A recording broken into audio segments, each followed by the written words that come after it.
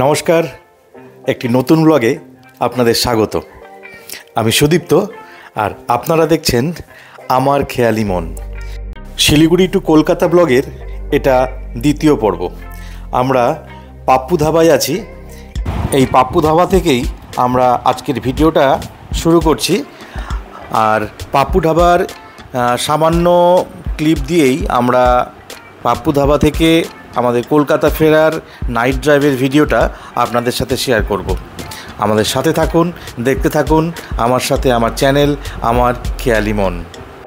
যারা যারা আমার আগের ভিডিওটি দেখেননি তাদের বলছি যে তারা আমার চ্যানেলে গিয়ে ওই পার্ট 1টা দেখে নিতে পারেন। আর এই ভিডিওর ডেসক্রিপশন বক্সেও আমি আগের ভিডিওর লিঙ্ক দিয়ে দিচ্ছি, আপনারা অবশ্যই ওখানে গিয়ে দেখে নেবেন। দেখতে থাকুন আমার খেয়ালি মন। আমরা এখন নিয়েছি ফিশ ফিঙ্গার। দেখুন, এগুলো পরিচিত রেস্টুরেন্ট, ফেমাস রেস্টুরেন্ট। এখানে নতুন করে ফুড রিভিউ করার কিছু নেই। এদের কোয়ালিটি, কোয়ান্টিটি, এভরিথিং গুড। এই কারণেই এত ভিড় হয় এখানে। আমরা তো মোটামুটি এখানে 5টায় ঢুকেছি, অলরেডি 5:35 বাজে, মানে আধ ঘন্টা কভার হয়ে গেছে। এখন এখানে গাড়িতে আবার পেট্রোল ফুল করব। মোটামুটি 350 কিলোমিটার ড্রাইভ হয়ে গেছে। ন্যাচারালি এখানে এখন দাঁড়িয়েছি, পাশেই ইন্ডিয়ান অয়েলের পেট্রোল পাম্প রয়েছে, ওখান থেকে পেট্রোল ফিল আপ করবো। তারপরে খুলনা টিআই 15 টাকা করে 30 টাকা, ফিশ ফিঙ্গার একটা আছে 200, আর কোল্ড ড্রিঙ্কস একটা আছে 30 টাকা, 260 টাকা। এই আমাদের 260 টাকা বিল হলো।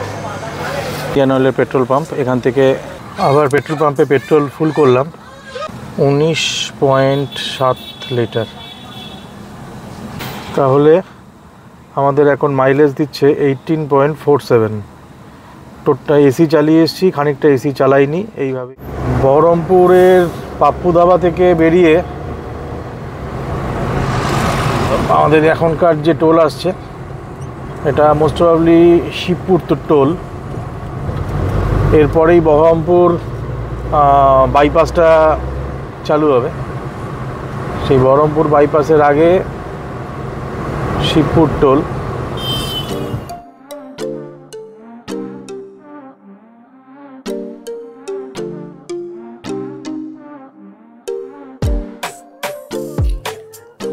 রাতের বেলা এই বহরমপুর বাইপাসের অসাধারণ সৌন্দর্যটা আপনাদের সাথে শেয়ার করতে পেরে নিজেকে খুব গর্বিত লাগছে।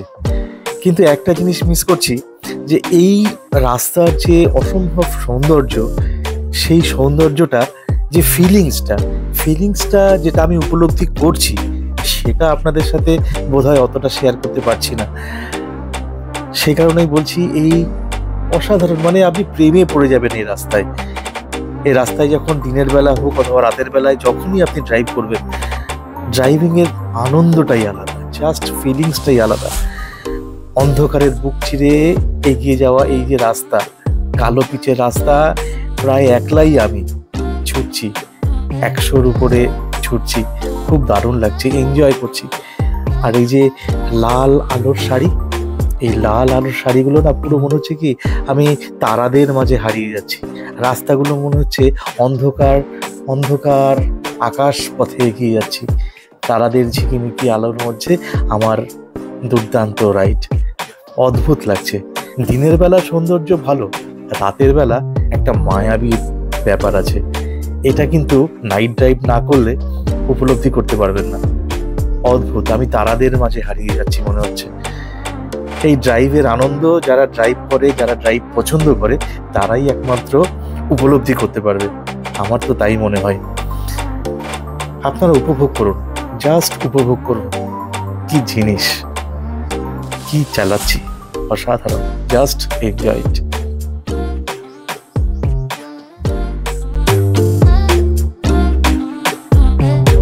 ছাড়িয়ে ঢুকছি, পলাশি ছাড়িয়ে চলে এসেছি। একটা জিনিস বলার জন্য আবার রেকর্ডিংটা চালু করলাম। রাস্তার পাশে এই যে এখন মোটামুটি 3 ফুট 3.5 ফুটের যে গাছগুলো লাগিয়েছে, মানে একদম ঘন করে লাগিয়ে দিচ্ছে। এর একটা বিরাট উপকার, আমরা কিন্তু দিনের বেলা যেমন গ্রিন পাচ্ছি, রাত্রিবেলা একটা বিরাট এর অ্যাডভান্টেজ দেখতে পাচ্ছি। সেটা হচ্ছে আমাদের সবসময় ডিস্টার্ব করে হাইওয়েতে চলার সময় ওই অপোজিট সাইড থেকে যে গাড়িগুলো আসে তার আলোগুলো চোখে খুব ডিস্টার্ব করে। কিন্তু অদ্ভুতভাবে দেখতে পাচ্ছি এর হাইটটা এমনই একটা হাইট, গাছগুলোকে ছাড়ছে এরা, তাতে ওই অপোজিট ফুট থেকে যে গাড়িগুলো আসে তার হেডলাইট আমাদের চোখে কোনো ডিস্টার্ব করছে না।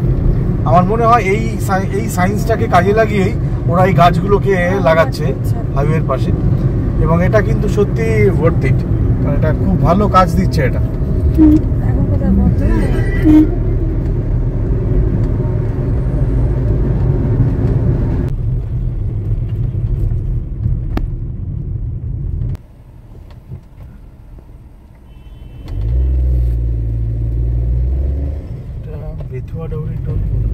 আমরা এখন বেথুয়াডাহরি চলে এসেছি। বেথুয়াডাহরির মোড়, এই বাদিকে গেলে বেথুয়াডাহরি রেল স্টেশন, আর ডান দিকে হচ্ছে মার্কেটটা। বেথুয়াডাহরির সামনেই বেথুয়াডাহরির জঙ্গল।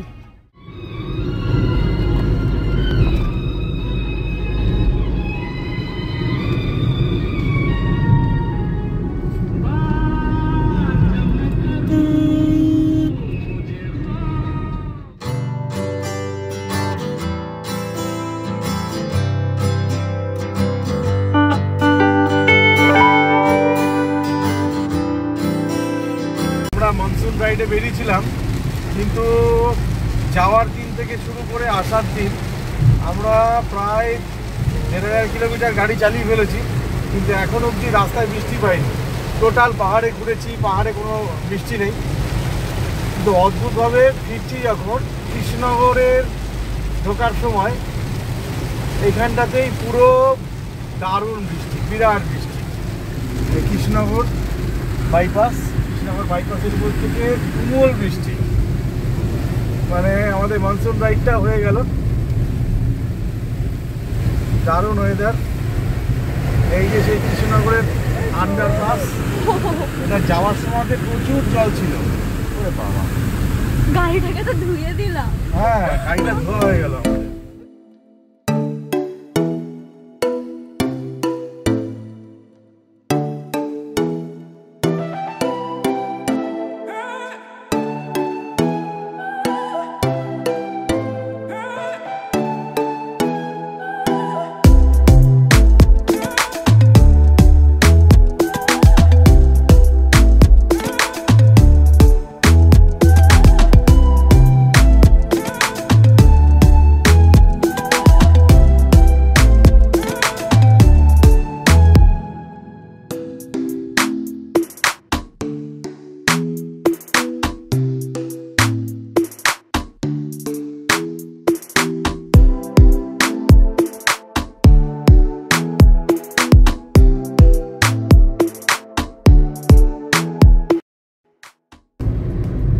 আমরা এখন কল্যাণী ঢুকছি। মানে অদ্ভুত ব্যাপার, ওইদিকে কি মারাত্মক বৃষ্টি আপনারা দেখলেন, কিন্তু অদ্ভুতভাবে মানে এইখান থেকে আর কোনো বৃষ্টি নেই। মানে এখানে হয়তো ছিটে ফোটা কিছু বৃষ্টি হয়েছে, আর রানাঘাটের ওখান থেকে আর বৃষ্টি নেই। এখানে কল্যাণীর সেই টোলটা এসে গেছি আমরা, কিন্তু এখন অবধি চালু হয়নি টোলটা। টোলটা যদি চালু হয়ে যাবে, এই জায়গাটাতে এখন আরামসে বেরিয়ে যাচ্ছি। মানে এই টোলটা না চালু হওয়ার এখন আর কোনো বাধা নেই।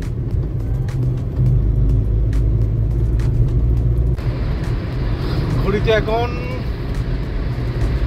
রাত 9:30। আমরা NH-12 থেকে বড়জাগুলি থেকে রাইট টার্ন নিলাম। রাইট টার্নে যে রাস্তা দিয়ে আমরা গিয়েছিলাম আর কি, ওই সেম রাস্তা দিয়েই এসে আমরা কল্যাণী রোড ধরে নিয়েছি।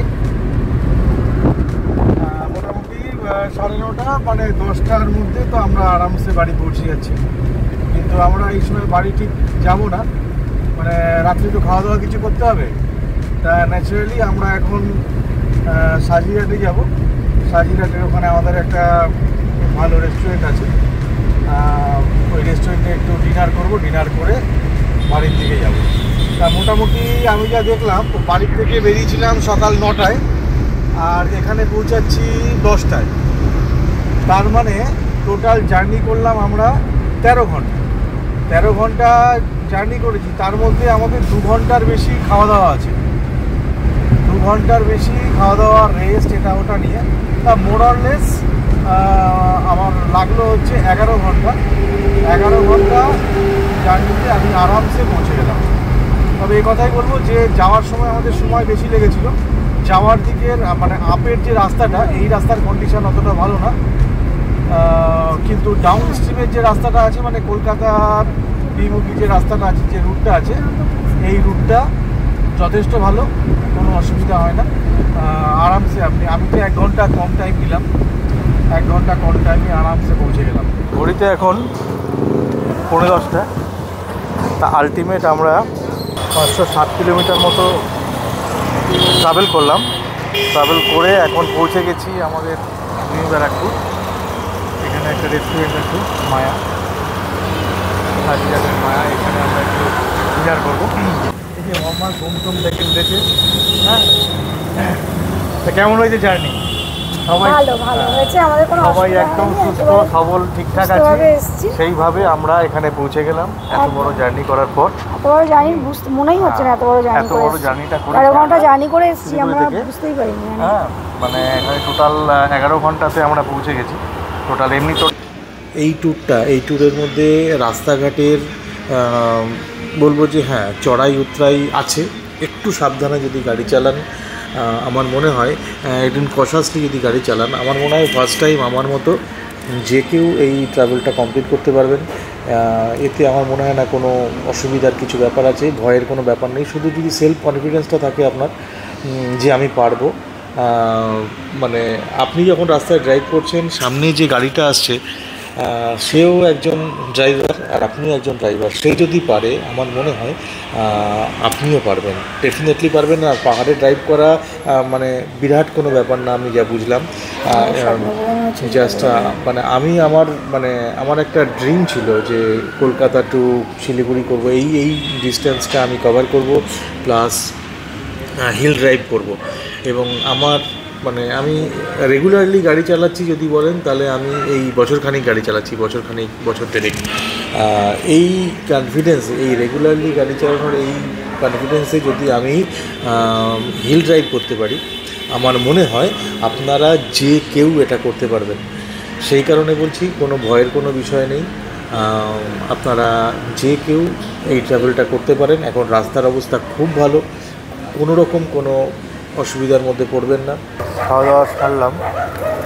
আমরা নিয়েছিলাম একটা এক ডাল তড়কা, চিকেন হাক্কা নুডলস 150 টাকা, নান বাটার 500, আর জল নিয়েছিলাম 20 টাকা, একটা লাইম সোডা।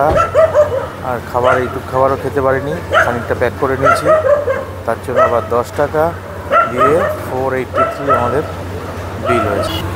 তাহলে কলকাতা টু শিলিগুড়ি এবং শিলিগুড়ি টু কলকাতা, আজকে ব্লগটা এখানেই শেষ করছি। ভালো থাকবেন। আর যারা আমার চ্যানেলটাকে এখনও কি সাবস্ক্রাইব করেননি, তাদের একটাই কথা, যদি আমার ভিডিওগুলো ভালো থেকে থাকে তাহলে অবশ্যই আমার চ্যানেলটাকে সাবস্ক্রাইব করবেন এবং একটা লাইক করে আমার পাশে থাকবেন। ধন্যবাদ।